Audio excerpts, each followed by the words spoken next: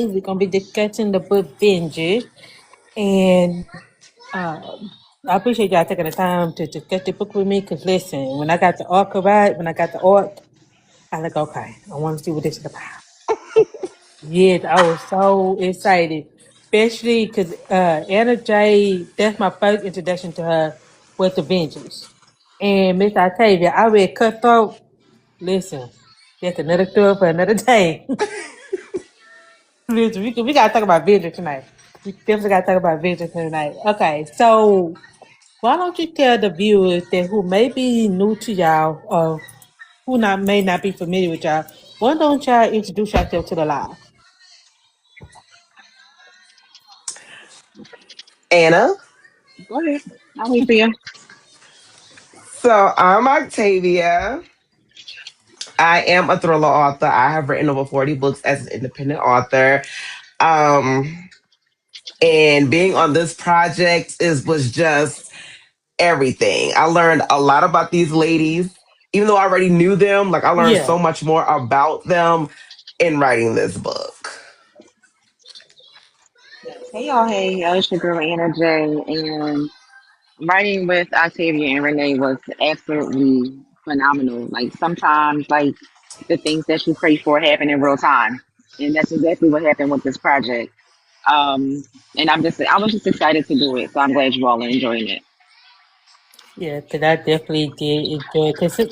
Cause see, okay, I read the intro, Miss Anna, that you put that you kind of you scared to reach out to Octavia Grant. I don't know why. Cause You listen, know, I was scared. 'Cause that's Octavia Grant, right? And I'm like, oh my God, like I wonder if she'll say yes. And it took me some months actually to get up the nerve to ask her. And she immediately was like, "Oh, what's going down?" And I'm like, "What? And that All was right, the cool. Let's craziest go." So thing. Like, that was the craziest thing for her to be scared. I feel like when you have a respect for an author, like, you just yeah, put them on this pedestal. Because when I met her, it was in the book industry, but it was for something else. And I'm like, when I found out that this was the Anna J, like, I'm like, God, if you ever give this woman the notion to ever want to work with me, I am there. Right. yeah, And I sent her a book and wrote some stuff in there, and I just left it at that. Because I'm actually like shy in real yeah, life. yeah, Right. And yeah, me then too, me too. and so when she asked me, I'm like, God, thank you. And then we had a baby. yeah, Just yeah. bitches. Y'all And we definitely did did, that. Yeah. and we So when I say that did. she asked, you, she was scared to ask. She like, I don't know why. It like, did you realize what she asked? She asked, and I tell you, Grant, the one who, the most unhinged author, in my opinion, the most unhinged author. You know what I'm saying? In my opinion. And I was like, why she did ask her? I'm like, it worked out perfectly.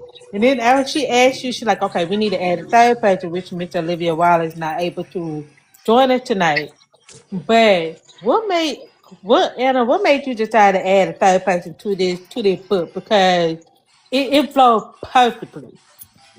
Olivia started writing thriller last year, and I read a book by her called Fracture, and I said, "Oh my God, Octavia, we have to call."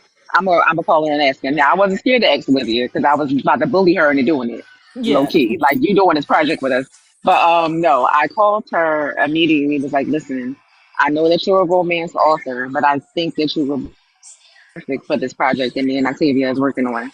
And of course, she was like, "Oh, you're the Anna J, absolutely." And when I tell you that thing did exactly what it was supposed to do, I think we were all shocked when it was done because we were just Yeah. sitting there looking at it like, "Wow!" Like who knew that we was going to create something that amazing? Hmm. And as far as like Renee, like we met her a while ago. Renee was our yeah, cover designer, right? So Yes. even though she was writing romance, she was the thriller, horror, suspense cover designer. So it's like, okay, she was, I remember her telling me before, like, I'm afraid to read stuff like that because I'm such a romance girl. And then I'm looking at the covers that you designed for us, and they were like top tier. A lot of them award winning like covers, right?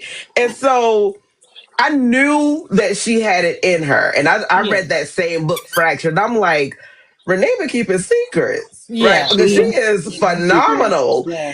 And it was just so great having the chance to know her on the author side, like yeah, intimately yeah. on the author side, even though we had Mhm. already worked with her before, like on the cover, the graphic design side. Mhm. And it was just perfect. And she's It such a just- pleasure to work with all the way around, whether it's covers Very. or in the writing space. Like Olivia is such a sweet person. She really she's our sweet baby in the group for sure. Yeah.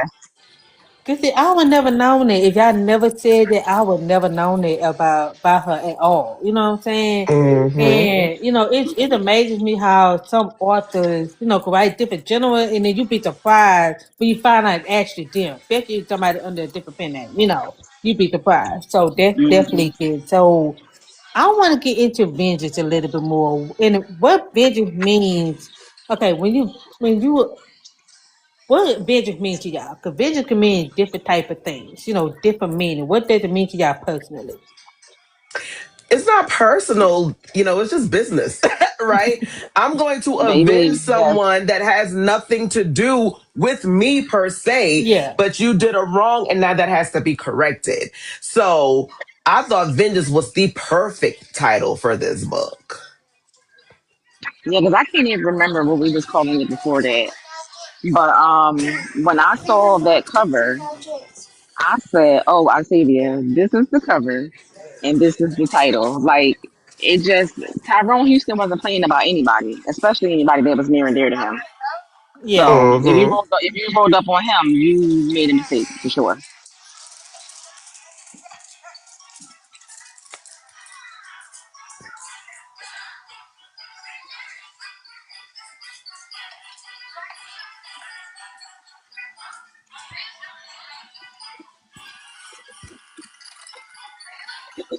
The Avengers was so yeah. That was I really can't think of what we were calling it before that though. But It was Vengeance was something, it definitely was the not vengeance. It was like the bone no. collector or Or something, something like that. Like something that didn't even go. Like, yeah. but it worked. But this title worked because the other titles Yeah. that we went through, it was like, nah, Mm-mm. that's not it. And then the thing also about us authors is we spend a lot of money on nonsense, right? Yeah. Yeah. Because we went through like 3 or 4 covers, Yes, we did. Yep. Yes, right? we did. And we went with none of those. Okay, so y'all went to three different covers. So let me ask you this: you already have the original cover. Have y'all ever thought about doing another, like a revised cover, like a special edition cover? Ooh, that's a good idea. It really is. I But don't then know. Let us again, think even about it. if we did that, I wouldn't think like the previous covers would work. No, yeah, because they was like so far off. Like they had nothing to do with what we wrote.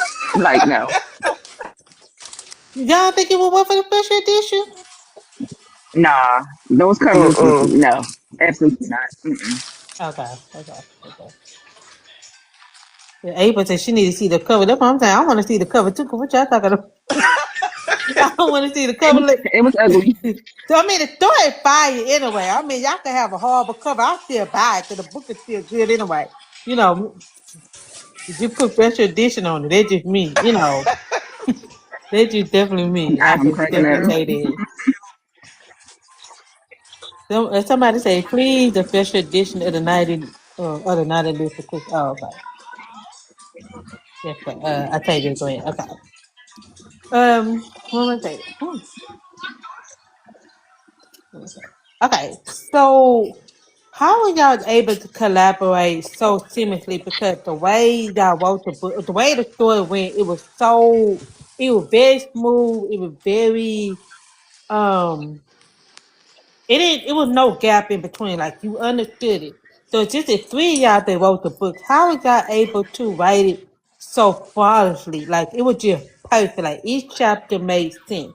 Like did y'all work on like okay, I do 2 chapters for each chapter? How y'all decide to do that? Because I want to know. Because the way y'all wrote this, I couldn't tell who wrote who. Well, that was the whole point.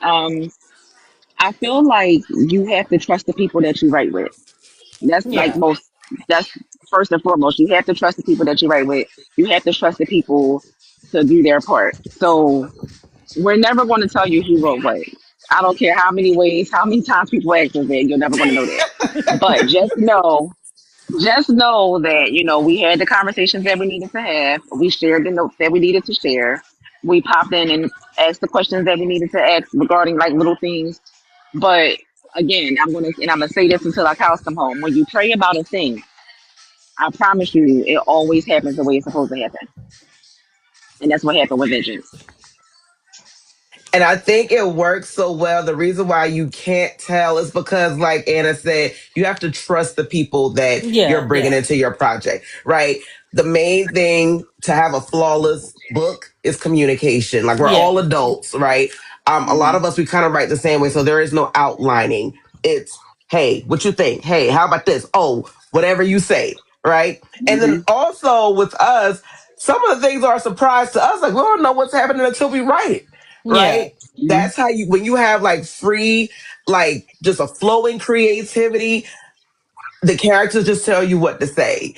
And that's what happened here. So there will never be a, okay, well, I wrote this and she wrote that. No, we wrote the book together.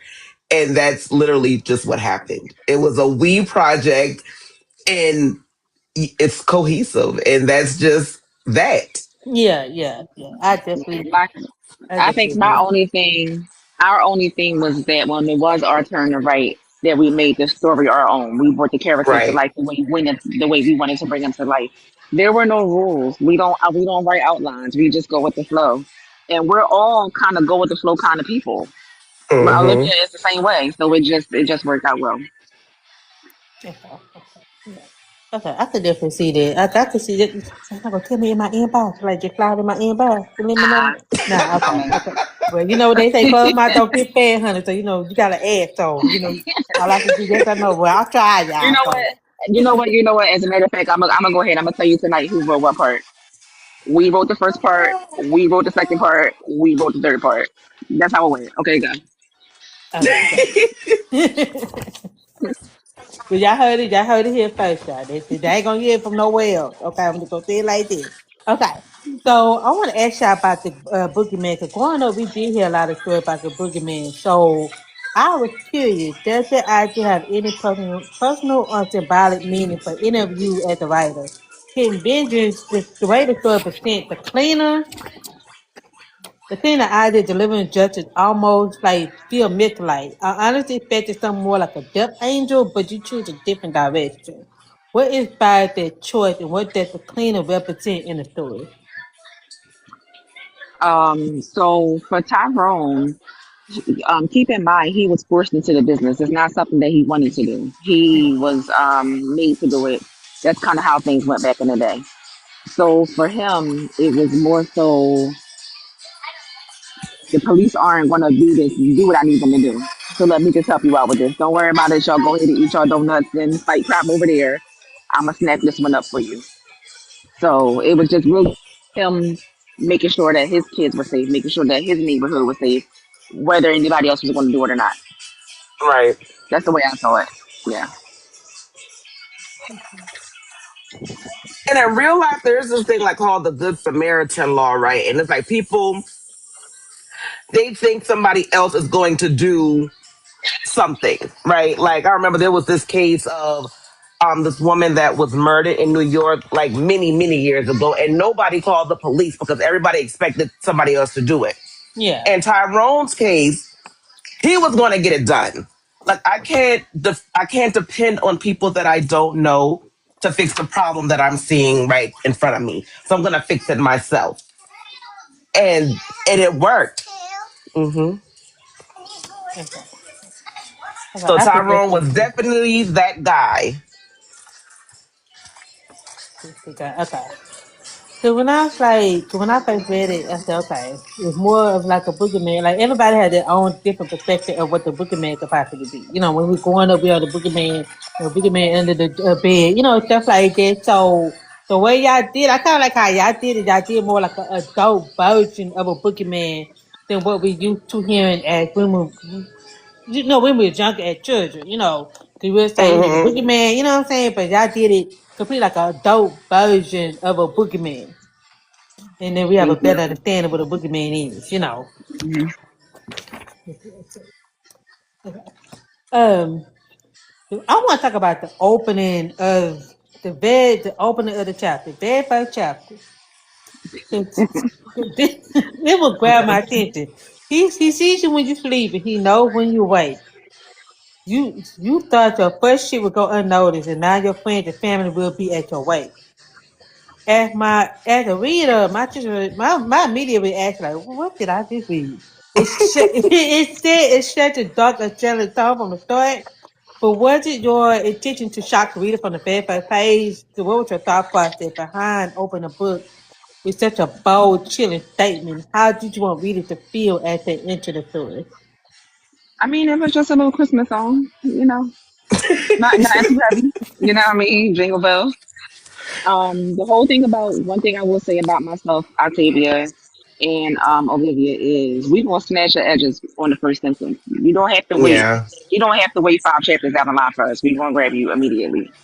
And what better way to celebrate Christmas in July with a Christmas song? Yeah. Yeah. Mhm. That's a funny way to put it. Cause like, when I read it, I think I read it like 3 times. I have that highlighted in my Kindle. I have it highlighted in my Kindle. And I'm like, your family, your friends, the family will be at your wake. And I'm like, wait a minute, what kind of book is this? That will really grab my attention. Cause I'm like, okay, y'all was not playing with that statement. I noticed I did see a lot of book reviews. They talk about that statement alone. That's what set the tone for the book, like what we're gonna get into. That was my thing. That was my thing that I really like. I ain't gonna lie. I think that was my favorite quote out the whole book. Yeah, Tyrone played too much. Tyrone just say anything, child.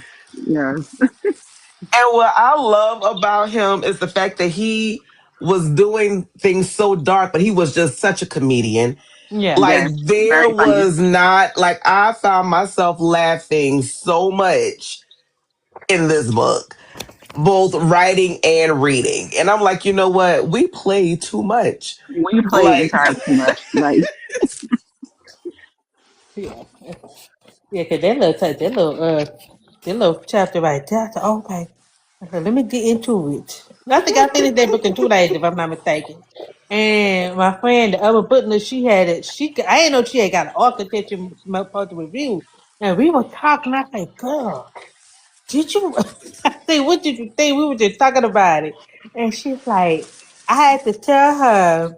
Cause my thing is like when I first finished the book, I don't know if anybody ever told y'all this. It kind of almost like the movie Saw in a sense, because Saw the people in Saw had a chance to try to get out of the situation, but this one you have no option. You can't get out of it. Whether you cry, scream, whatever, you stuck.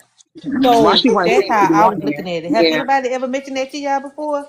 All the time. So they refer to Dexter a lot, other scary movies. But the thing with Tyrone Houston, if you made it to the table, that was the end of it, honey. There was no more talking about what was gonna. That was your last day, and Yeah, rightfully so. He didn't just put anybody on the table. Like you had to specifically do a thing for him to come get you. Nobody that was on that table didn't deserve to be there. Like everybody that yeah, was up for a valid reason.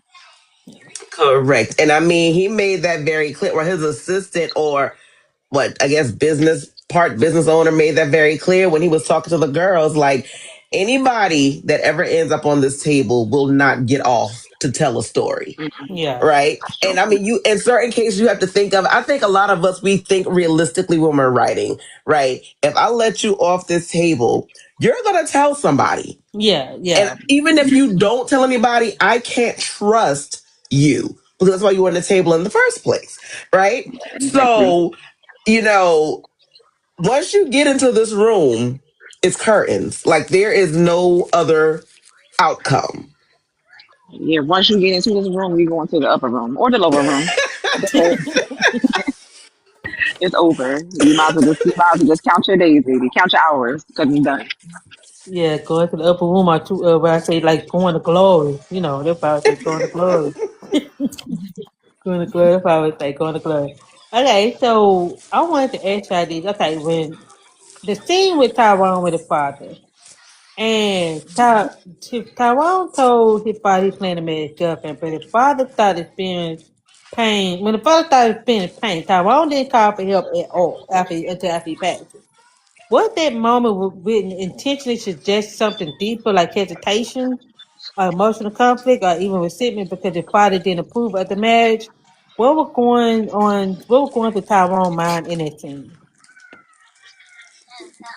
I think Tyrone low key saw a way out. Yes. His dad forced him into a life that he did not want to live. And then he tried to play in his face about his girl. Like, what you mean? Why Yeah, can't he yeah, marry her? Like, what? So I don't think Tyrone would have ever taken the steps to personally unalive his father. So when it kind of happened for him, it was like the fates was like, all right, I got you. Don't worry about it. So he yeah, slow walked yeah, a little bit. He slow walked it a little bit. You know what I mean? But well deserved because Cecil was a mess too. yeah. So when I read it, I was like, okay. When Tyrone didn't even make a call, I was like, okay, Tyrone really felt some type of way because you could tell he really loved his girlfriend. You know, he was really there was his ride or die in a sense. You know, he really cared for her, and it almost like his dad want him to follow his footsteps, but it's like Tyrone had other plans in mind that he wanted it, but he only did to please his father in a sense. So I feel like instead of him not calling for help at the time, I guess he feel like, well, I ain't got to deal with this no more. So let me just, Hmm that's But what I also feel. You keep think in I'm kind of mind, close to it? but also keep in mind that like his father wanted him to run the family business, but that's all he wanted him to do was run the family business. He wasn't Yeah. even Right. allowing him to have the same kind of life with the child, the same way he ran a business with his own son. So Tyrone like, dang, so you made me and you was able to run the business. I can't do the same thing. And his pop was like, no. So for him, it was like, okay, your chest a little tight, sir. Let me know when you're done with that. And that's when and, and that's when he called the car. I told you Tyrone was funny. He got jokes. Yeah. And I think like it had to be done. Like I felt like even though he was not going to kill his father, he was not going to help either because his Yeah. dad just had too much control over him. Like, they said, if he did not follow in the mortuary path, he could not inherit even the family funds. So he had no way out, right? So his dad, like when you have power, sometimes that goes to your head. And I felt like, even though he continued with the family business, even though he didn't have to, he had already started, Yeah. right? And then, just to discover further down the line, okay, my old lady is down for this too, so we just gonna make it do what it do, right? However, we aren't going to pass this down to our children if they don't want it. So, Tyrone was not going to help Cecil in any way because he was Yeah. mad as he should have been, right? As a man, you should allow me to take the steps that I want to take as a man, but you try to only see me as a child. And I feel like a Hmm lot of parents, they have to accept the fact that, okay, they're children. You cannot live your life through your child. Yeah. It never works. And we saw that here. Because he kept Yeah. calling him a boy, even though he was a grown man. And with Exactly. and with Tyrone's vibe was like, listen, like I'm not taking my kids through this. Like if this is not what they want to get into, I'm going to let them live their lives. And as you saw, they were teachers, they worked in the medical field. He was not going to force them to do it. And even after the fact, even during the scavenger hunt and everything, they had the option. Like if you don't want to do this, we got some things set in place for this to still continue. Hmm. The Houston Family Funeral Home and Crematorium was going to always be a thing, whether you running it or not. So he definitely gave them the option to either step into the family business or walk away, but still benefit from the family business. He was nothing like his father. Correct. Yeah, I definitely understand it. I definitely get what y'all saying by far at Taiwan when it comes to his father. But I want to talk about the daughters. Like I'm like the sister. My girl. Yeah. I don't do well with funeral home. I don't even like going to the funeral home. I don't even like going to the graveyard because listen, I What's tell wrong with people the all the time. graveyard? I don't like going to the graveyard because I don't know. I have They my already did. They already did. listen. I worry about the dead and the living. Man, them dead bodies still be doing stuff from time to time now. I don't I worry don't want about the no dead parts. and the living. Okay, I worry about the dead and the living.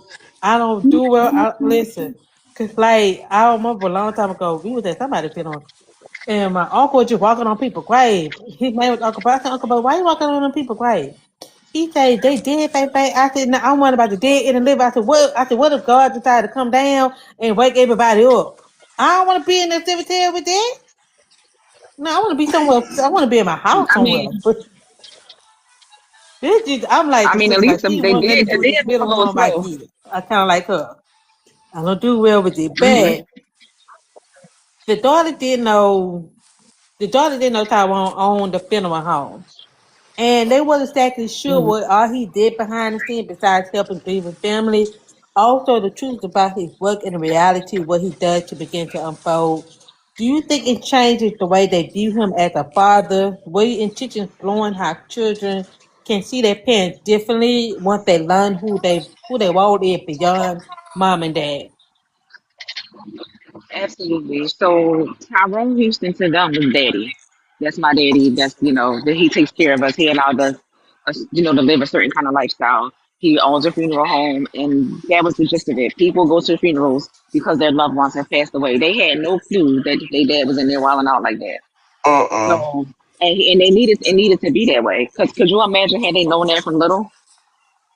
Yeah, It had to be that way. Tyrone kept a good secret from them because he knew they wouldn't be able to handle it, but he also knew who could handle it when it was time for them to go. yeah. Right. Mhm. That's what we got. Okay. So, do y'all have any the live video? Do y'all have any question before we move on to a couple more questions about the book?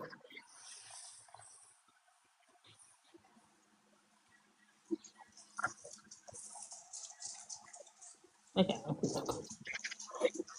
I'm gonna put some in. Okay. So I want to say the youth and sisters definitely didn't see eye to eye on a lot of things throughout the story. But one thing that really stood out to me was a completely different reaction to the family funeral home, everything connected to it. Honestly, I can't even blame the sister who wanted to know parts of it because after everything that was revealed. So once they found out what their father actually did, uh, was it important for them to have a different perspective? Like, was it a matter of personality, or were you trying to show how two people grow up? Yeah, show two people grow up in the same household, experience the same event, but still process things in completely different ways. And then each sister reaction to projects you while writing, or did you always know exactly where each of them would stand when the truth started coming out? I don't think, like I said, we don't know what's going to happen until we're writing. So it's like, once you got in there, you start putting your thoughts together. That's when you know what's going to happen. Yeah, But, you know, other characters in the book knew, okay, I know that you're going to step up when it's time to step up because I know your parents and you just like them, you just don't realize it. So I feel like sometimes with people, you have to be put in a certain situation before you say, I'll never do this or I can't do that. And our characters, they maneuver the same way. I agree. Solana and Celine, I mentioned this several times in the book that they were like night and day. Solana's name means day, the sun, and Selena's name means night, the moon. So they were complete opposites of each other.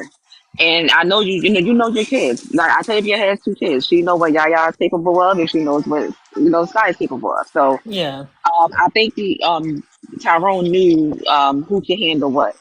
But at the end of the day, Mm-hmm. they're sisters. So regardless of how different they were in their approach in the funeral home, Selena was not going to let her sister do all of that by herself. She was not going to let her go down alone. And Not exactly. when you have a bond the way they have. So yeah. she was destined to do it. But like she said, I'll pass out the flowers or something. But I ain't fiddling with these bodies. So Yeah, because I would say, like, when they find out, when they got to the funeral home and they find out, when they found the video of the father, I would say well, I don't want to call him the caretaker of the funeral home. I'm going to go say the caretaker, the one who been with the father for so many years, that know what their father does. He know everything in and out. When a they guy like me. found, when they found the video of what the father did, and it was like, okay. and then they found certain things at the funeral home. You could tell they was like they were disbelief. You know what I'm saying? Because this is their daddy. You know, they think their daddy supposed to be helping people grieve, but he have another side of them. As they got into more of a more deeper into what was going on, the sister kept going. One of the sisters kept going back. The other one just like kind of hesitant because she have her own issue that she's dealing with and everything else. Mm-hmm. But till that one night that happened, Mm-hmm. and the incident, I'm not gonna give it away because I don't believe it was father. But with the incident that happened that one night, everything changes for them. Everything changes. And what's so crazy to me about it, about that part, is that you never know what's gonna happen. Like she had no choice but to go. But that's when everything started to really unveil. So when writing that scene, how did y'all try to make what made y'all go that route anyway? Because I'm like, I'm but I mean I'm glad it happened. I'm gonna tell you that because you were pissing me off. But what made y'all write it like this? I Child feel Celine like, got on my nerves. Girl. I feel like, with sisters, sometimes as women, we end up in situations that are not the best, right? Yeah, And sometimes you leave a situation, and however, that man is just not willing to let go. And I felt like even though she did not want to go the route that she did, she knew she had no choice because I am my sister's keeper. I yeah, may not be as vocal about the things that I'm capable of, or maybe I didn't even know I was capable of those things. But I know Mm-hmm. when it comes to my sister, I am not going to let you hurt her. And he yeah, was yeah, hurting her, and he was hurting her in their home with their children. So there is no way me as a woman, me as a mom, me as a sister will allow an outsider to come in and disrupt my family. And Child. I feel like, I don't know why I want to say Skylar. Skylar's sleeping. Larry knew that something would eventually happen, and that's why he was going home. I'm not going home, going to the funeral home every night. Because you don't just yeah, go to a funeral home just to read books. Come on. But he was like, I'm here because there's too much noise in my house. But yeah, he was already prepared to do what needed to be done. And this goes back to, where, my mother would say older people can see things that you can't see. As long as you're living, no, keep living. There's a whole lot yeah, more to see, right? So he already knew, like, okay, one sister had a decent husband and it just didn't work. However, this other sister husband is just trash. He's not going to let things go and it's going to escalate. And I'm going to be here to help you guys out. And that's why I feel like his part was small but very important for these sisters. Yeah, Celine said, I ain't a killer, but don't push me, okay? Like, playing with somebody safer, I am not the safe choice. She did exactly what she had to do. But I feel like Octavia said, you don't know what you're capable of until you're put in a situation to bust a yeah, move. Because, like, keep in mind, like, I don't see myself ever really unaliving anybody in my life. But who I don't play about is Tiffany Lucky. That's my sister. Baby, listen, please give me a reason to peel your yeah, muffin cap back about that one. So it's like you just don't know. You just don't know how you want to move until it happens. And Celine, even because I think her and her sister was beefing around that time also, so she wasn't even really Yes, they feeling her. were. yeah, yeah. I definitely say with Larry. I know when Larry got into that film home, I know Larry wish he never did what he did. I know he regretted that moment that he did what he did. I'm like, child, if you were pissing me off throughout the whole book. It was time for you to go anyway. It was time for And you. and It was Larry time for you to Larry go. for us was a yeah, Larry for us was a pleasant surprise. Like I don't even know where Larry came from, but I was so glad when he got there. Like, honey, yeah, Larry was good. So there was the shocking part at the end of the book. There was a twist with the mother. And the whole entire time she knew. She knew exactly what her Hmm. husband was doing. That was a plot twist I Hmm. was not expecting at all. Especially when the daughter found after everything that happened with Larry and everything, when the daughter found the video of their parents. and they sat down and they broke down everything. I'm reading my Kindle. I'm just reading it. I'm like, wait a minute. I had to process what was said because I'm like, you knew the whole entire time and ain't that. I'm like, lady, like I was too out there. Cause I'm gonna say this, cause like, as you know, the revelation completely changed how I view certain characters in the book. Because looking back, they maybe had signs and they maybe had moments. What was like? What was the writing process of like for y'all to come up with that scenario? My girl Millie. Oh, I love me some her. I love her. I love her. Millie was, she was 10 toes down for Tyrone. When his dad was tripping about him doing whatever, she was like, "All right, I'm gonna not go to school so that you can get what you need, so that you can be the man in the house to take care of us." That's how you know when you got a man that can lead. Because Mhm. every man don't have that. Like I don't know I don't know any. As a matter of fact, I was trying to think. I was going to say I don't know too many, but I don't know any that you can just allow to lead like that and know that he's going to take care of the crib. So Yeah, she saw something on that he was going to take her home. So for her, it was a no-brainer. I'm going to sacrifice. I'm gonna be the sacrifice and let you get where you need to get, so that we can make good later on.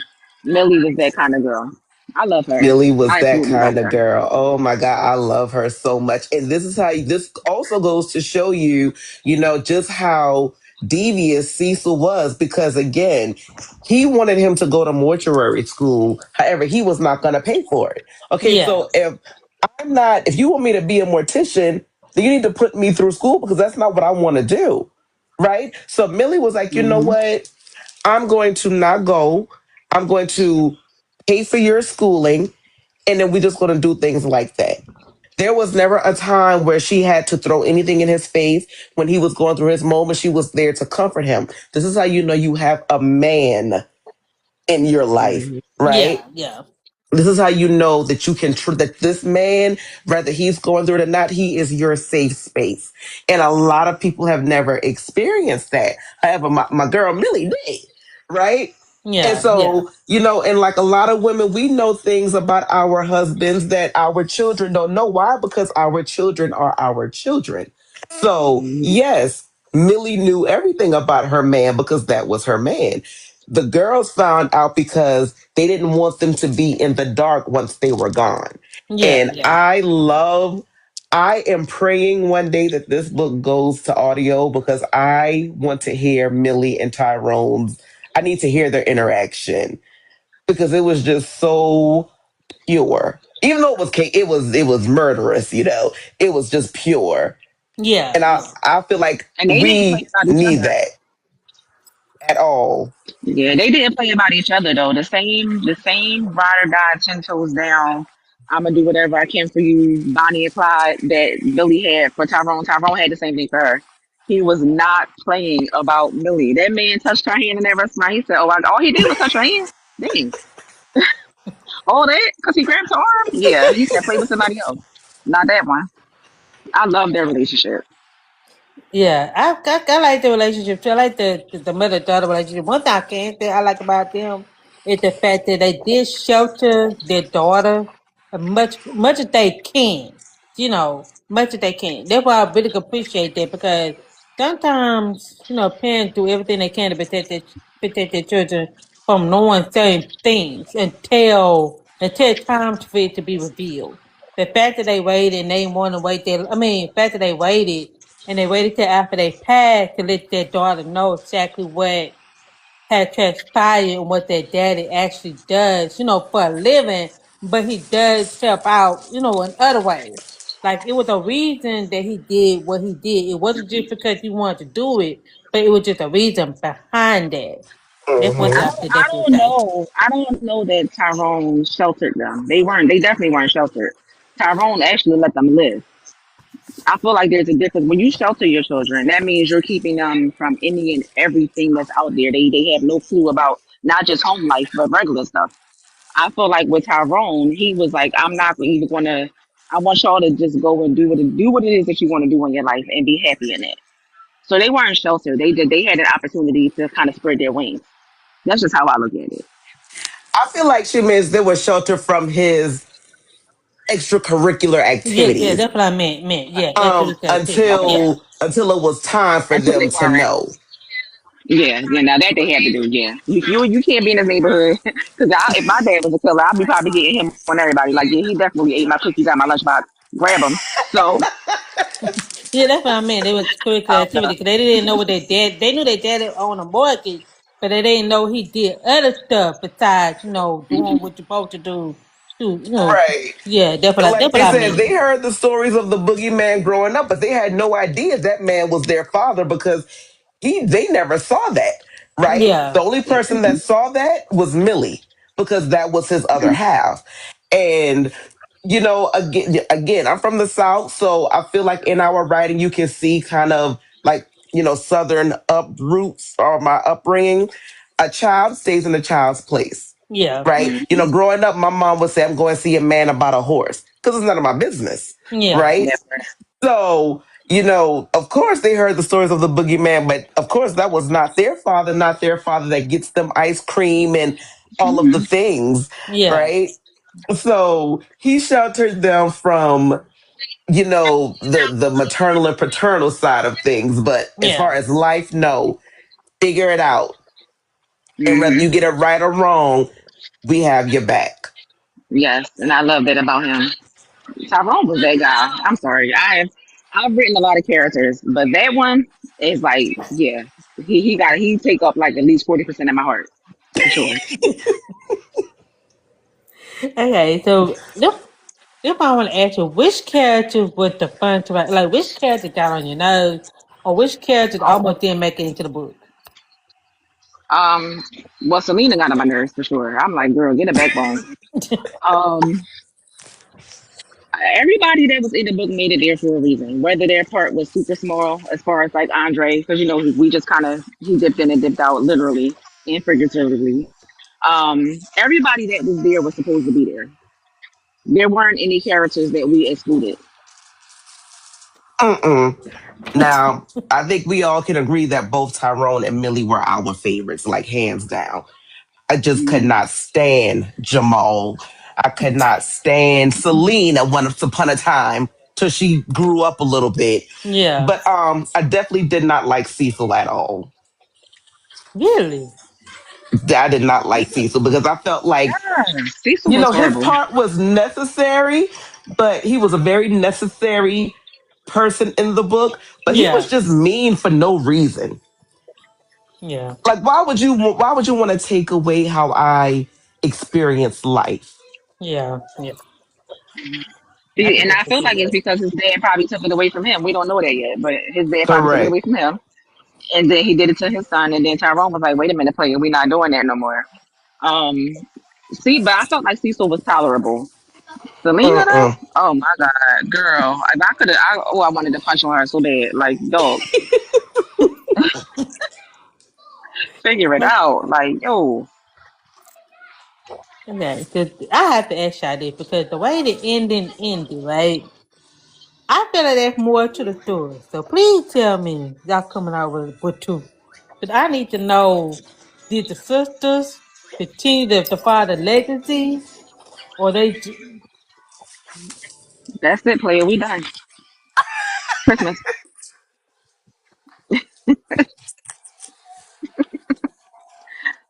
Oh, you said, mm, my bad, pumpkin. Yeah, ain't nothing. That's it though. Like, we don't know what we doing. so we just gonna be If hanging on something the come cliff? up, if something, I no, you ain't hanging on no cliff. The book ended. The book is done. They done said, That's it. well, yeah, ain't nobody on no cliff now. I mean, if something come up, you'll be the eighth to know. Oh my god! I was I hoping feel it. like when books are great, you have to know when to leave it there because people will continue Yes. to write and it takes away from the essence of the first book, right? Hmm. And I feel like not every book deserves to be a series. So I feel like even though we wrote it, we still have unanswered questions, right? Yeah. Because there's a lot that I want to know. Hmm. However, it just may not be in the cards. Right? Well, okay. Well, since it may not be in the club, but can I at least pick your brain a little bit? Did the sister continue? Like, okay, if y'all to let me ask you this: if y'all were to continue the book, would the sister continue to follow the legacy? That's all I want to. That's the only question I really want to know. Well, that was And see, answered in I the feel like first that book. was answered in the book. Yeah, yeah, they very showing them the ropes. It was Okay, already because the answered. way I mean the way it ended, it's like it wasn't. I wasn't kind of sure if they were going that route or they just like they're like, nah, that's not. Okay, okay, okay, okay. They kind of answered my question. Okay, okay. Well, at least I did ask y'all. We ain't getting no book two, so don't even think about it. Don't even think about it. Okay, so let's get into a little bit of let's get to know y'all as an author, right? Okay, so we spent a lot of time, talking about the Avengers, and the question is, for two of you, what made you decide to become an author? Was there a specific moment, book or person, experience that led you, inspired you to start writing, or do you always know you want to be a storyteller? So Anna, for me, I've always been a storyteller. I've always been a storyteller. What made me start publishing books was when because I'm a heavy reader also. Like I get to my read on. But for me, the books that were out back in the day weren't what I needed them to be. Like they wasn't writing the kind of books that I wanted to read.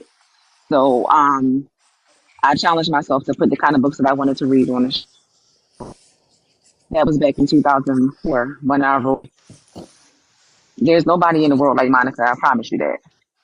And it was just definitely not. my contribution to no, never.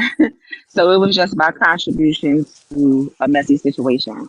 Once I realized that black people was writing thriller, I said, "Oh, this where y'all hiding at?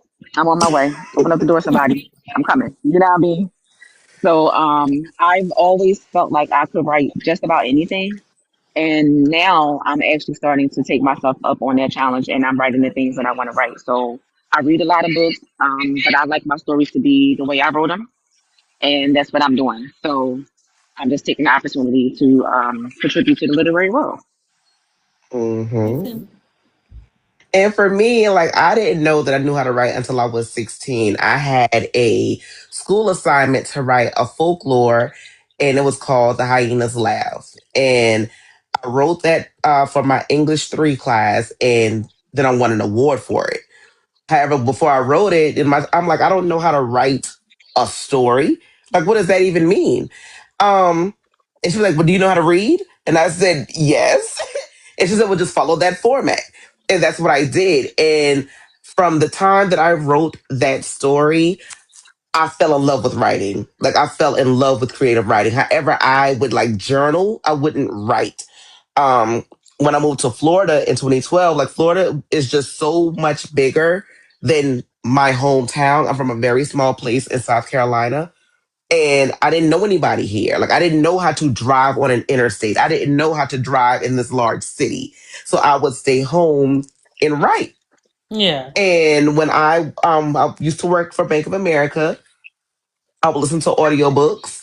And Lynette King's book is the book I was listening to. And it said, if you want to write, submit first 3 chapters to the publisher. And that's what I did. However, that was in 2016. And I did that. And from then until now, I've been here. One thing that I can say that I have never told anybody, so you and the audience are the first one to hear this. I think that within the next couple of years, I want to write one fantasy because I've had the story in my head literally since a child.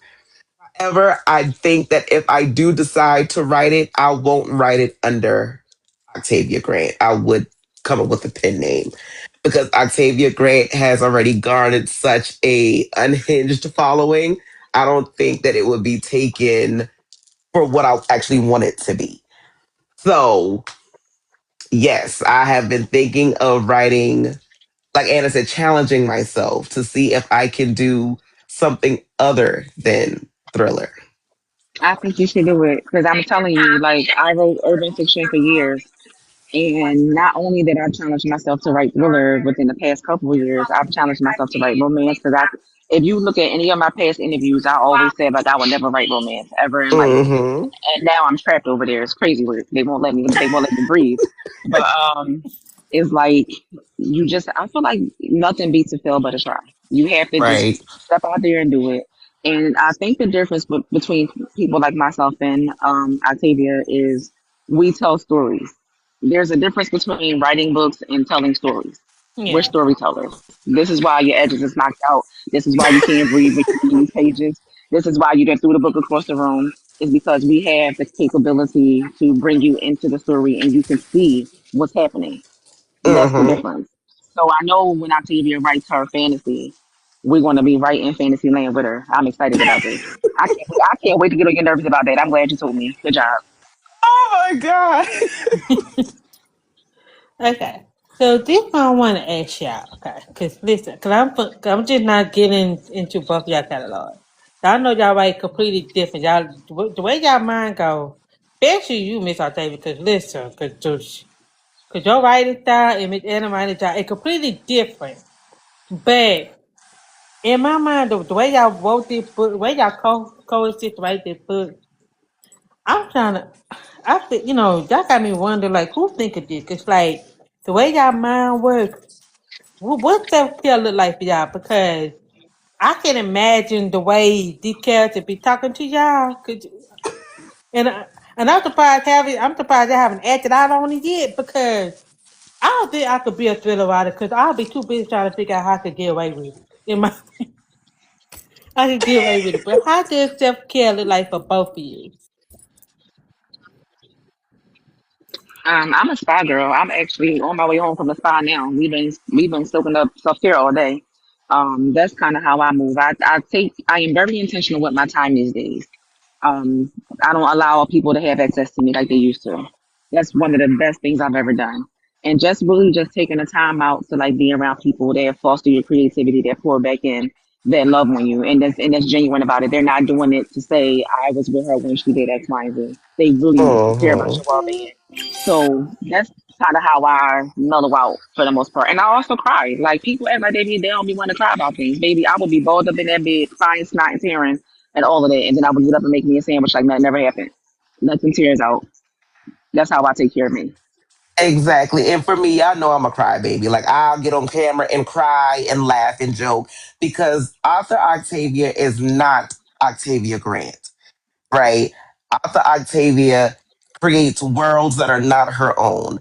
As for me, like I said, I have to get off camera because it's time for my kids to bed. I am a mom, right? I do all the mom things, bake cookies, fix boo boos, all of that. However, when they go to bed, I am completely different than what they see in the daytime. And even at events, they don't see me acting crazy. They see me working, Yeah. right? So I look at it as my job, right? I don't bring work home. That's the simplest way to put it. I'm going to separate my time, my relaxation time, and when it's time to work, it's time to work. Okay. Okay, I'm to see that. Okay, so for the readers that who may not be familiar with your catalog, what book would you recommend that they read? For Dear me, it Vicky. would be Dear Oh. Vicky. It would be Dear Vicky, The Naughty List, and Cutthroat. hmm So for me, it would be Exposed When Good Wives Go Bad, Snow White, A Survival Story, What Happened to Zanaya, and The Hunt. Okay, okay, okay. Some people say that Dear Vicky is their favorite. I haven't read Dear Vicky. I just read the Cutthroat. I heard No, a lot Dear about Vicky Dear is crazy. Vicky, and My guy, it's the Andrew, other I one. love him. And it's a short story. It's a very short story. It's literally only 70 pages of pure insanity from page one. Okay, yeah. I'm at the read. I heard a lot of things about Dear Vicky. That's the one with the stalker, right? Yeah, Andrew was Yeah. crazy, child. Yes. I called Octavia up like 1 o'clock in the morning, like, dog, what what are you doing here? Like, yo, crazy work.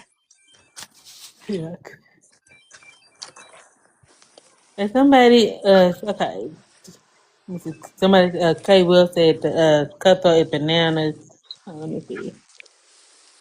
A baby. Somebody said somebody put a baby bagger named Andrew could never bag my grocery. Somebody said they just finished cutthroat. Okay. And somebody do have the Andrew is misunderstood, not a stalker. Exactly. I agree, Samara. Andrew was, if you can't love me like that, then you don't love me at all. Oh, baby, you gotta. She said, was he really in her bedroom doing that, or was it in his head? No, it was in his mouth, actually. Mm-mm-mm. Somebody asked, was he really in her bedroom doing it, or was it in his head? No, he was doing it. He was doing He was it. crazy. What put this? What put this? Did Vicky? That's dear Yes. Vicky. Yeah, Oh, Andrew I was need to read wild. that. I need to add that to my TBR as soon as possible. Forget the other books I gotta read. I gotta figure out what they talking about. I figure out what they talking about. Okay, so before I let y'all go, are y'all participating in any book events or signing and stuff like that? Yes. So, July 26th, I will be in New York at Pages in the City, debuting my first romance, Rainy Days. You'll be able to grab that there. I will also be at License to Thrill in October, with the BWW crew. So make sure y'all get tickets for that. We're doing like a mystery dinner theater, all kinds of really fun stuff for the weekend. So you can catch me in those two places in 2026. And for me, my last two events for the year, I will be at home in South Carolina at the North Charleston Library. It is actually a romance event. They wanted me for dark romance, so Dear Vicky will be there. It is a free to the public event. And then in November, I will be in Houston, Texas at Books on the Ground. Okay. Okay. Okay. Well, since you're gonna be on Book on the Ground again, and I got my ticket, when your pre-orders open? Okay. Listen, I'm trying to get my little fun together, okay? I'm trying to get my little coins together and everything, and I'm the bad, cause I'm just trying to wait for everybody to put the little pre-order, cause I don't wanna, cause I feel like everybody open their pre-order all at the same time, and I gotta figure out who I want. I gotta like pay, uh, pick and choose, Hmm. pick and choose. I'm definitely excited to to meet you at Boots on the Ground. 'Cause I'm definitely gonna be there. I'm definitely gonna be there. Definitely gonna be there. And so did anybody have any questions that they would like to ask before we end the live? I'm sorry, but I didn't ask this. Where reader can find y'all signed copies, your books, where they can follow you, and also where can they be in your book business? They can go right to my bio to my link tree. They'll see my Viventi for pre-orders. They'll also see my website to order at any time throughout the year. And you can catch me on all social medias across the board under author Anna J or Anna J author. And for me, I am on every social media platform as author Octavia Grant. I don't have a website on the morning. However, I do have a link tree so you can get things from there. If you want a signed copy of a book, just inbox me and I'll send you the invoice through PayPal. Okay. Okay. They good to know. Cause I've been in about. My I inbox don't have is to wait till always October. open. It is Wait till always November, and open. I don't have to fight nobody. I don't have to fight nobody. 'Cause yeah, yeah, yeah. I'm excited to see. I'm excited for this. And what else is new for y'all? I mean, y'all coming up with another book. I already know about Jimmy Dan and Jay. Cause Rainy Days, you have a release coming out. For me, I have a book called The Narcissist that's coming out this year. I literally just got my notes back from the beta reader, so I'm currently editing. So I'll be kind of unavailable for the next couple of weeks so I can get my edits done properly and then get those submitted to my editor. And yeah, so be on the lookout for the narcissist. Okay, I definitely been okay. Will that book be at boots on the ground too? No. Oh, It might be. It might be. I don't know. We'll see. We'll see. okay, okay. They say closed mouth don't get fed, so you gotta. My mama always told me that closed mouth don't get fed, baby. You better ask. I believe in ask, 'cause, she would tell me all they could tell you. Yes, I know. So I'm tell you, but I'm an ask, okay? I'm an ask. I believe in ask. Like I'm trying to see if there's any questions.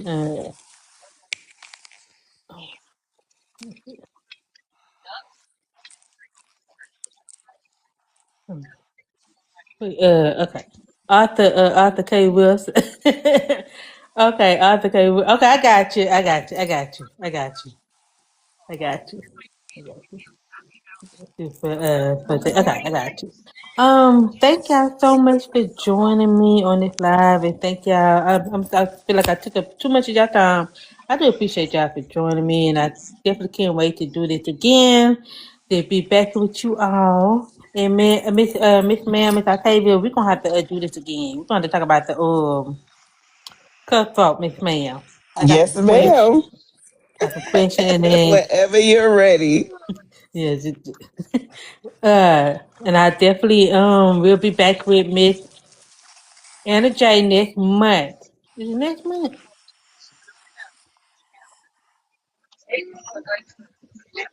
I think it's next month for sure. I think we'll be back next month.